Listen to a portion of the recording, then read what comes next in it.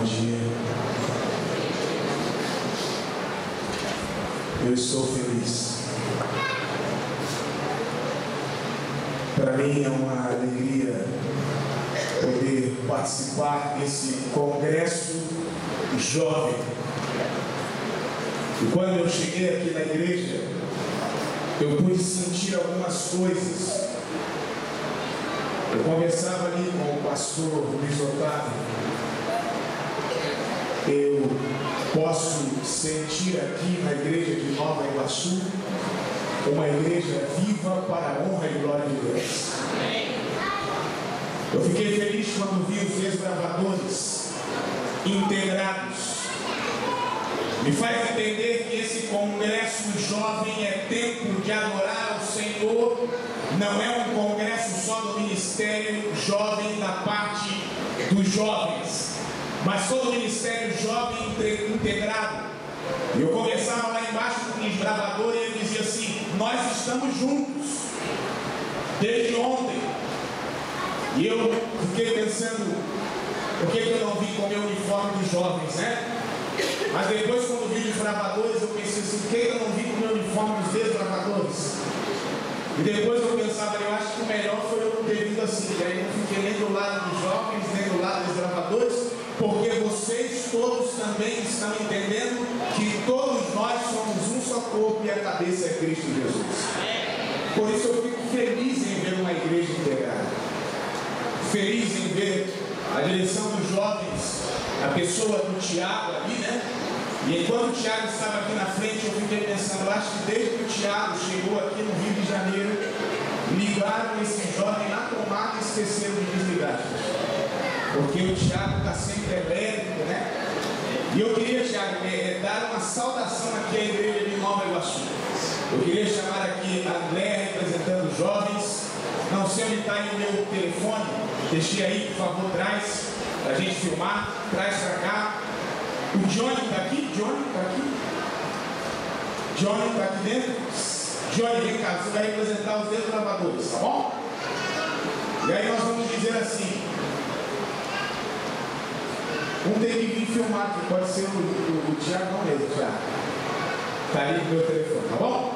Aí nós vamos dizer assim: olha, eu vou dizer, Igreja de Nova Iguaçu, Congresso Jovem. Aí você vai dizer, é tempo de adorar ao Senhor, tá bom? Só que, gente, aqueles que vieram aqui adorar o Senhor tem que dar aquele brado poderoso. Um ensaio, depois nós vamos lá. Vou dizer assim, olha, Igreja de Nova Iguaçu, Congresso Jovem, é tempo de adorar ao Senhor. Muito bom. Se a gente tivesse filmado, não precisava nem dizer de novo, tá bom? Mas como não filmou, aí você vai dar, para ficar legal, vai dar um soquinho no ar assim, tá bom? Soquinho no ar. A gente vira para lá. Johnny, vem cá, por favor. Desse lado aqui. Tá saindo eu, Johnny, André. Aí, Igreja de Nova Iguaçu, Congresso Jovem, você dá um soquinho no ar. Gente, poderosamente é tempo de adorar o Senhor. Ok? Vamos lá?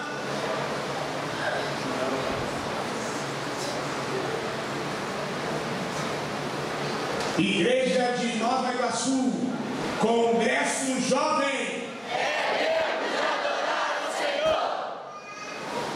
Amém.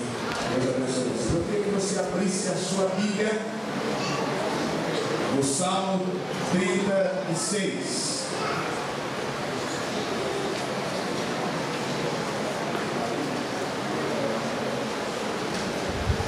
Salmo 36.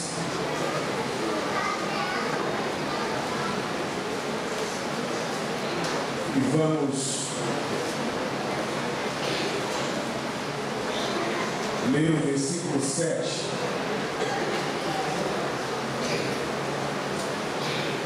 Diz assim: como é preciosa, ó Deus, a tua benignidade.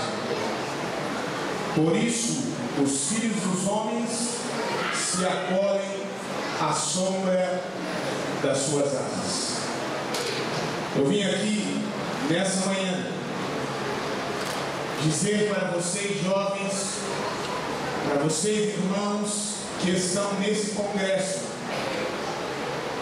que o Senhor cuida de cada um de nós.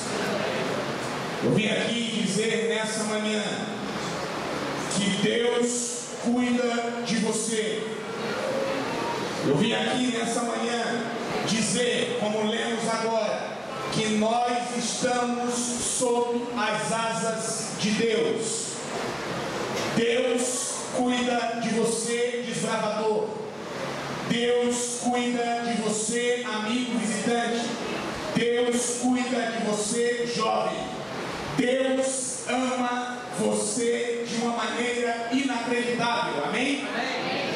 Deus se preocupa com você.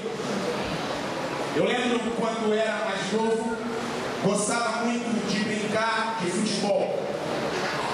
E ali, no lugar onde eu fui nascido e criado, um lugar muito tranquilo ali em Rocha Miranda, né? Perto ali do Facienqué, Jorge Duque, próximo à igreja do colégio. Nós íamos muito brincar ali no 9º Batalhão.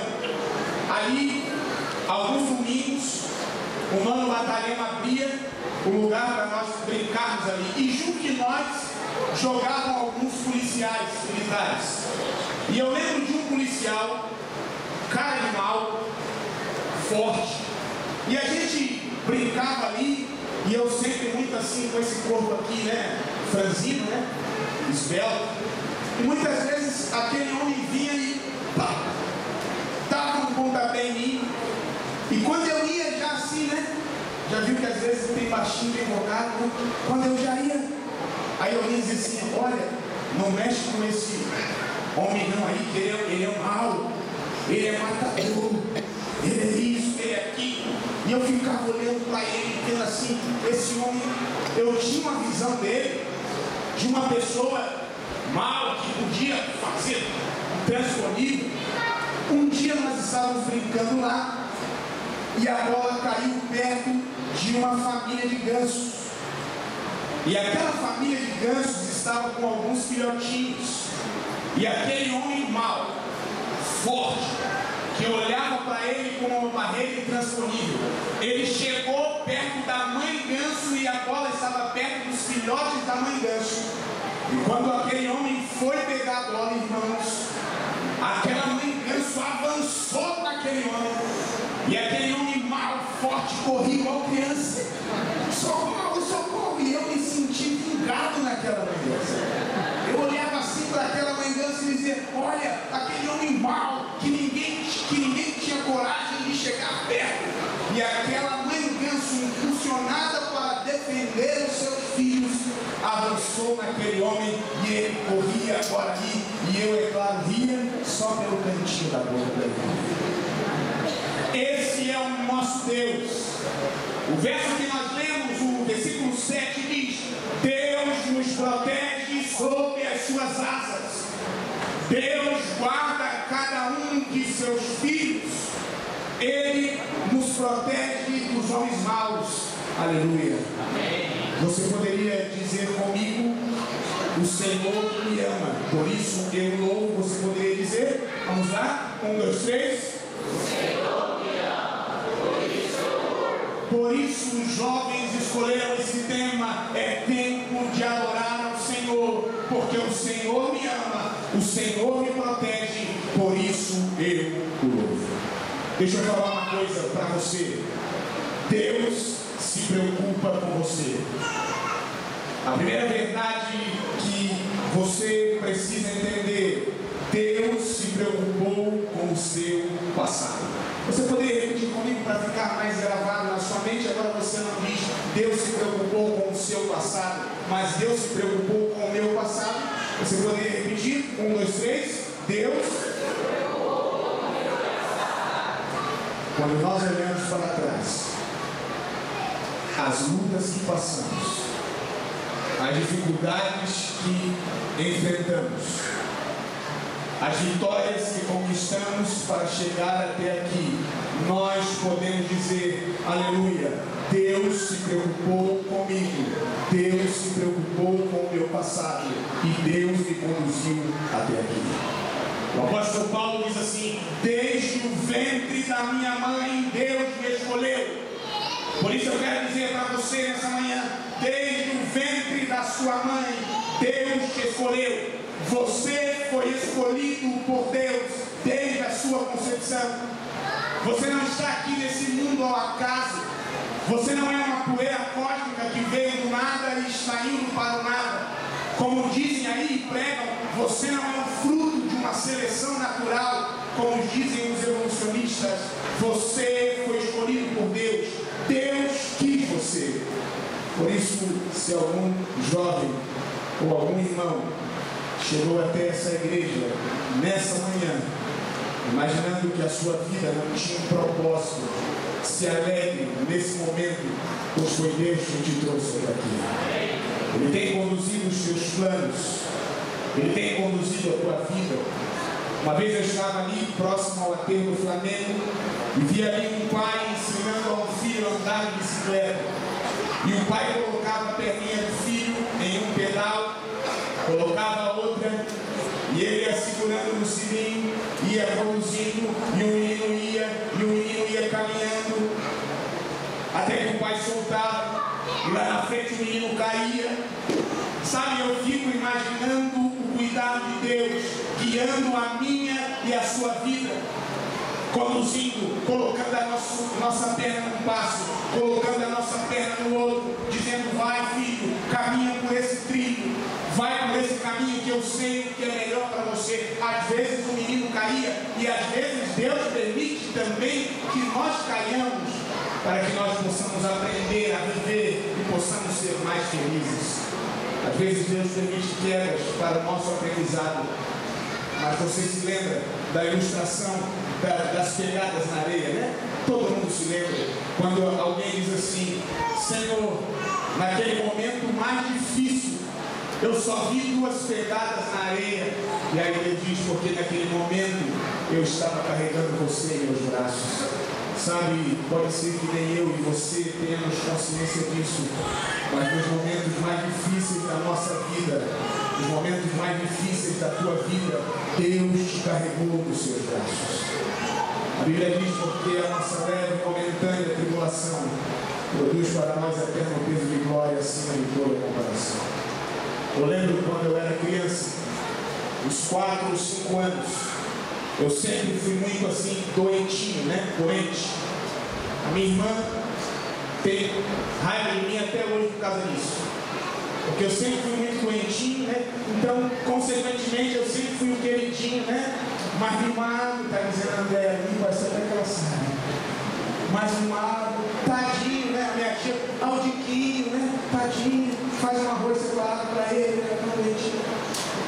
Mas quando eu tinha 4, 5 anos, meu pai saiu daqui e foi para São Paulo para fazer teologia.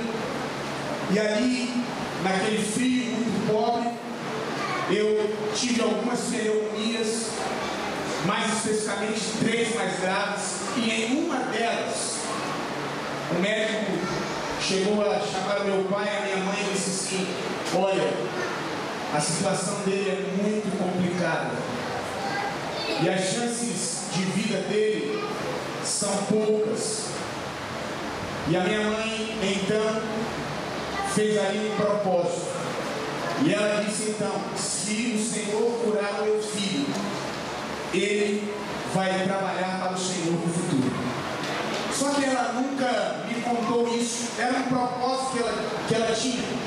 E quando eu fazia teologia, estava no 2º ano, e aquela batalha, aquela luta, e no 2º ano eu pensei em desistir. Um dia minha mãe me chamou e finalmente contou essa história. Eu disse: mãe, por que você não me contou antes? E ela disse: nós não queríamos influenciar as suas escolhas, e talvez se eu contasse isso para você, poderia ser influenciado. Mas eu fiz um propósito com Deus que se Ele curasse você, você iria trabalhar para Ele. Sabe, amigos, essa é a minha história, mas com certeza você também tem a sua história. No momento em que você estava lá atrás, passando por alguma dificuldade, Deus olhou para você, se preocupou com você, tinha um propósito para a sua vida e Ele te trouxe até aqui. Eu não estou aqui por acaso. Você não está aqui por acaso, porque Deus se preocupou com o seu passado. Deus também se preocupa com o seu presente.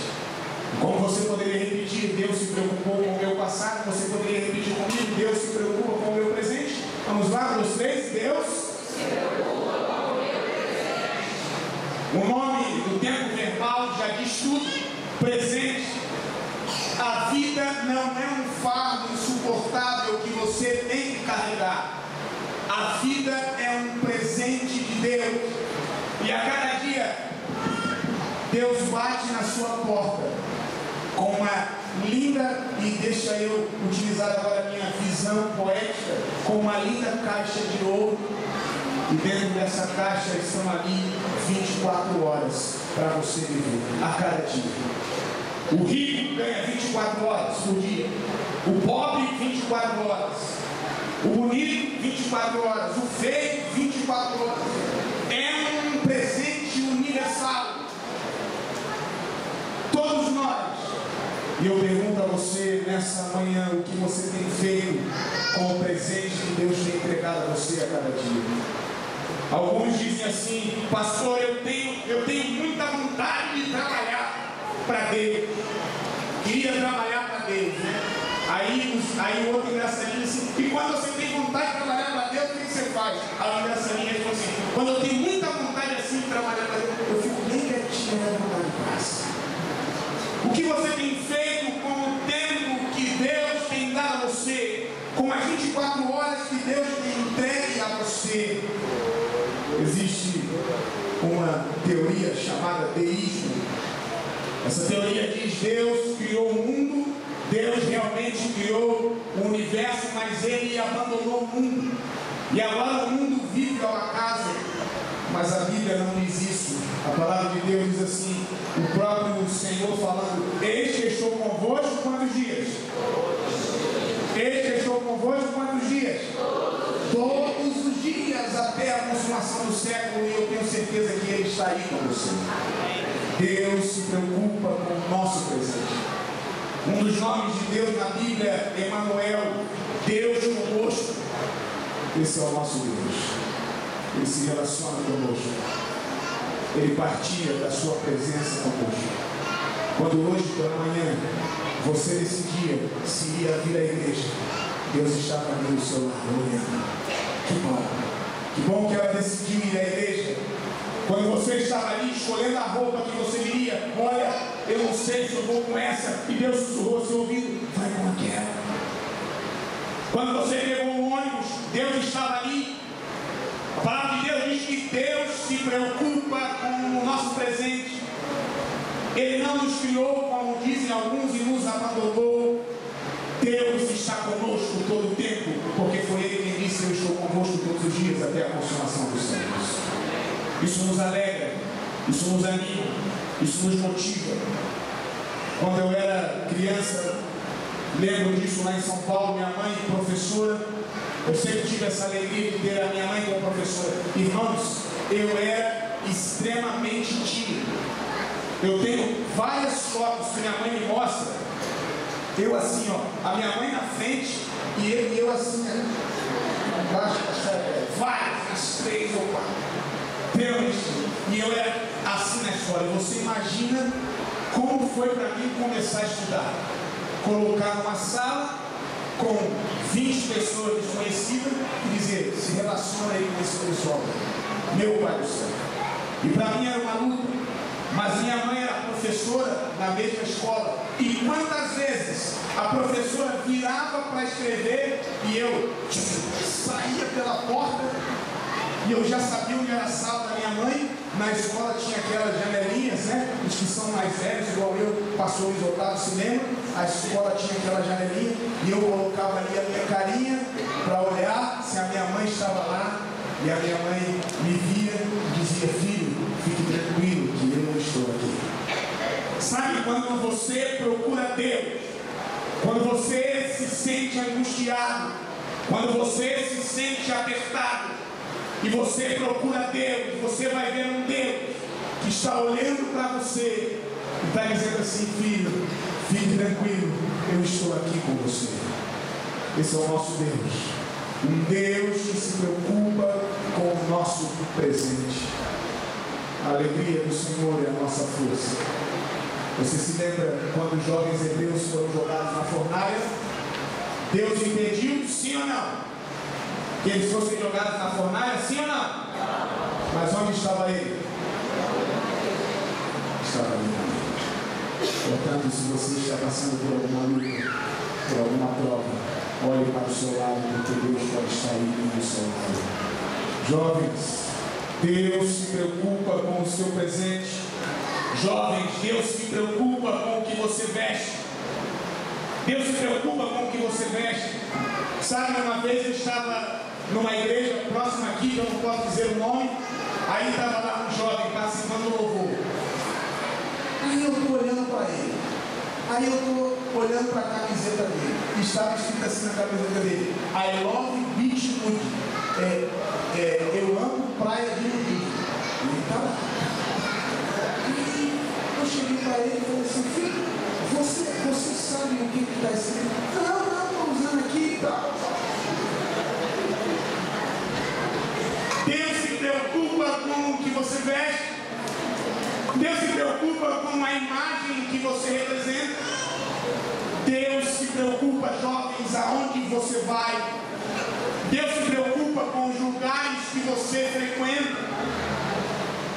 Eu sei que lá naqueles lugares, muitos foram alcançados por Deus lá dentro, na Cracolândia.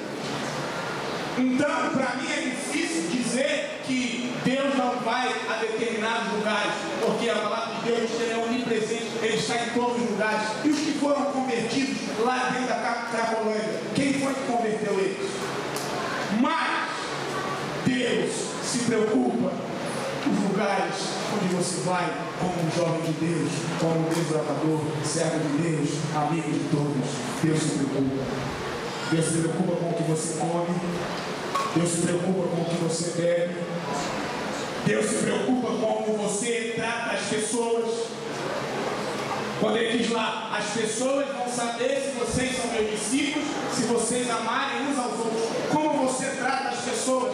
Deus se preocupa com tudo isso, porque Deus quer que nós tenhamos uma vida plena de felicidade no presente, como o nome já diz, presente de Deus para mim e para você. Foi ele mesmo quem disse: eu vim para que vocês tenham vida e tenham em abundância. Esse é o nosso Deus. Ele se preocupa conosco. Ele se preocupa com o nosso presente. Uma vez eu vi a história de um jovem. Ele disse: pastor, eu estava no ponto para pegar um ônibus. O ônibus não parou para mim. Eu fiquei indignado, fiquei com raiva. Eu só não cheguei que era adventista. E o ônibus passou. E eu peguei o próximo. E quando aquele próximo passou pelo ônibus que eu iria pegar, eu via uma janela com marca de vidro, tudo parado ali, atingido por uma bala. E eu fiquei pensando: será que eu não estaria sentado ali naquela janela? Irmãos, esse é o nosso Deus. Ele se preocupa com o nosso presente. Ele diz: não pega esse ônibus, pega o outro. Não viste essa roupa, vai para outro. Não vai nesse lugar. Deus se preocupa com o nosso passado, mas Deus também se preocupa com o nosso presente. E por fim, Deus se preocupa com o seu futuro. Você pode repetir como repetiu as outras duas? Deus se preocupa com o meu futuro. Vamos lá? Deus. O nosso Deus é um Deus total. Os movimentos hippies dos anos 60, eles introduziram uma ideia que dizia: vivam hoje, sem se preocupar com o amanhã. Alguns dizem assim: viva a vida, que a vida é curta, né? Mas eu prefiro dizer: viva a vida, que a vida é curta. Eu fui pastor em Paraty em 2009 e 2010. Ali conheci um jovem chamado Isaac. Se envolveu com drogas, vida completamente afundada, vida completamente arruinada. E um dia estava tendo uma programação na igreja, quem sabe um congresso jovem semelhante como esse, uma semana de oração jovem. E a gente foi lá convidar o Isaac para ele estar na igreja. E a mãe dele, ao convidar, ele disse: mãe, me deixa, mãe. eu quero curtir minha vida. Ele disse: eu quero morrer, eu quero morrer, eu quero morrer. Deixa eu viver do jeito que eu quiser. Aquele dia ele estava alucinado. Isaac foi em várias bocas de fumo naquele dia. Naquele dia ia ter uma programação na quadra também, no colégio público, não era na igreja, não tinha. E a gente eu estava indo embora, era umas 11 horas assim, e alguém disse assim: pastor, aconteceu alguma coisa com o Isaac. Acho que mataram o Isaac, pastor. Eu fui até o lugar onde ele estava, ele não estava, voltei na Santa Casa para ver, não. Fui agora até o outro lugar da comunidade, se ele estava, Isaac estava lá. Era o Isaac mesmo. Mas o que me chamou a atenção foi que no outro dia, no velório dele, entrou um amigo, entre aspas, dele, se debruçou sobre o caixão dele e falou assim: eu não te avisei, eu não te avisei. Sabe, irmão, sabe, jovem, há quanto tempo Deus está dizendo: eu me preocupo com o seu futuro, eu não estou te avisando, eu não estou dizendo a você, anda por aqui, vai por aqui. Deus se preocupa com o seu futuro. Mas as decisões de hoje podem determinar o seu amanhã. As decisões que você toma hoje podem determinar o seu futuro. Por isso eu pergunto a você: quando você olha para frente, quando você olha para o seu futuro, o que você vê? Qual seria a proposta de Deus para o nosso futuro? Quando você olha para trás, você vê um Deus que se preocupou com você, cuidou de você, veio no ventre da sua mãe, veio te conduzindo. Quando você olha para o presente, você vê um Deus que cuida de você hoje, nas pequenas coisas, nas grandes coisas. Mas agora, quando você olha para frente, qual seria a proposta de Deus para o nosso futuro? A Bíblia é clara ao afirmar que todos nós fomos predestinados para a salvação. Pastor, existe predestinação? Na Bíblia existe, mas só para a salvação. Lá em Romanos diz: todos nós somos predestinados para ser salvos. Nos Evangelhos diz assim, que o lago de fogo foi preparado para Satanás e seus anjos. Só que tem gente que entrar, não foi para você. Não, eu quero entrar também, eu tenho que estar junto. Não foi para você. Eu e você fomos criados para ser salvos. Amigos, irmãos, eu não sei quais são os seus sonhos para o futuro para você, mas eu sei que por melhor que sejam os seus sonhos para você, o de Deus é ainda melhor. Deus espera para você um futuro glorioso. Quando você olha para a sua vida, daqui a 5, 10 anos, 20 anos, quando você olha para a sua vida daqui a 50 anos, e aí alguém diz: agora já era, né? Fora. Quando você olha para a sua vida daqui a 100 anos, quando você olha para a sua vida daqui a 1000 anos, como você vê? Eu quero que você entenda que a vida aqui nessa terra, ela é muito passageira, mas para aqueles que escolhem a Jesus, a vida é eterna. A vida é eterna. Jovens, irmãos, Deus quer conduzir você para o lar. Nessa manhã, Ele diz: filhos, irmãos de Nova Iguaçu, segure a minha mão. Eu quero conduzir você para um futuro glorioso. Às vezes nós estamos tão arraigados aqui nessa terra, às vezes nós estamos tão arraigados aqui nesse mundo, que nós esquecemos que aqui não é o nosso lar. Nós esquecemos quem nós somos. Eu estudei lá no IAG, Instituto Adventista da Guanabara, para você ter uma ideia. Depois virou SEAG, depois agora virou CAT, lá na Tijuca. E eu gostava muito de conversar com pessoas. E ali, na porta do colégio, tinha um vendedor de doce. E eu conversava muito com ele. Um dia eu vi ele falando inglês. Eu estou falando mal português, vendedor de doce, falando inglês. Aí eu fui conversar com ele. Ele falava francês, inglês, alemão. Como diz, eu tinha que orar, mas não tem inveja dele. Aí eu fui conversando com ele. Ele tinha sido um grande empresário, mas um dia a esposa o largou e ele afundou na bebida, nos vícios, perdeu a família, perdeu a casa, perdeu tudo que tinha. E ele disse para mim assim uma frase que eu não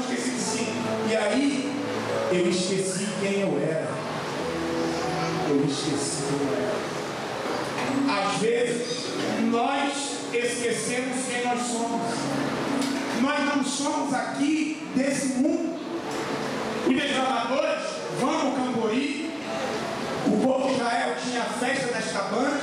Fica acampado, agora acaba. Vamos levantar a barraca. Uma semana para o povo se lembrar que todos nós estamos aqui só de acampamento. Daqui a pouco, Deus vai falar: filhos, chegou a hora. Tira os pés, dobra a barraca, porque nós vamos subir para passar a eternidade com Deus. Deus se preocupa com o nosso futuro. Eu e você somos filhos de Deus. Não podemos esquecer quem nós somos. Eu e você precisamos nos comportar como cidadãos do céu. Você está se preparando para isso? Às vezes a gente tem a campanha do livro missionário. Vamos entregar o livro missionário. Ainda existe esperança. A grande esperança. Olha, vai ter um céu. Jesus vai voltar. Nós vamos morar no céu, depois na nova terra. Eu queria fazer um convite. Aí a pessoa pega o livro. Que bom que você me falou. E eu pergunto a você: você vai? Eu estou te convidando para ter mesmo, se não, é o seguinte: você vai, se não me encontrar lá, deixa. Eu e você precisamos viver como cidadãos do céu. E eu queria finalizar lendo no livro de Apocalipse, no capítulo 7. E eu queria que você se visualizasse aqui, nesse grande encontro glorioso que nós teremos lá no céu. Esse grande congresso. Apocalipse capítulo 7, a partir do versículo 9. Diz assim: depois dessas coisas, vi, e eis uma grande multidão, ninguém podia enumerar, de todas as nações.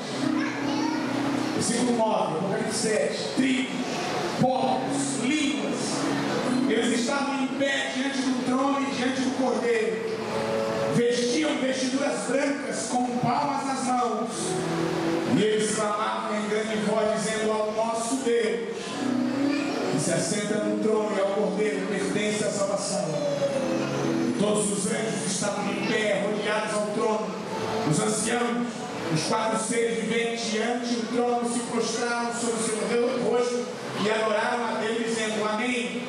O louvor, a glória, a sabedoria, as ações de graça, a honra, o poder e a força sejam do nosso Deus pelos séculos dos séculos. Amém. Esse aqui precisa ser você. Esse aqui tem que ser você. Diante do trono, vestiduras brancas. Deus se preocupou com o meu passado. Deus se preocupou com o meu presente. E agora Deus se preocupou com o meu futuro. E por isso eu estou aqui para adorar e glorificar o nome de Deus. Para dizer a Ele: eu te adoro, Senhor. E aí agora a gente vai dizer: ah, pastor, não vai dizer eu te adoro, aleluia. Lá vai ter que dizer, não tem jeito, vai dizer isso. Eu não consigo imaginar você chegando no céu, ver Jesus dizer assim: obrigado, valeu. Não vai, não vai.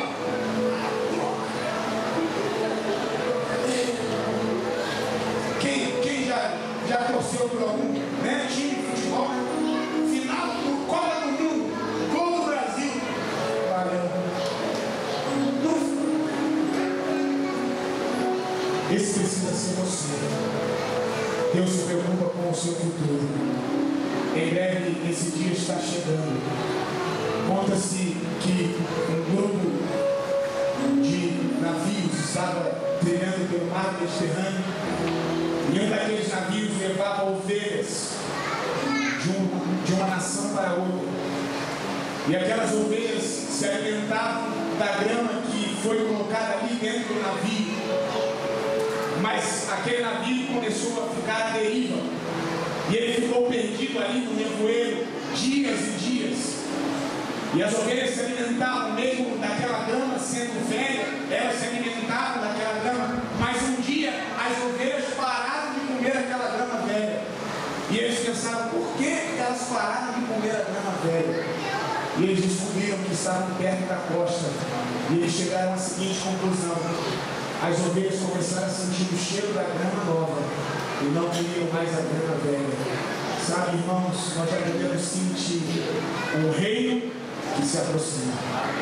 Não dá mais para nós nos alimentarmos das coisas velhas desse mundo. Precisamos sonhar, viver como cidadãos do reino do céu.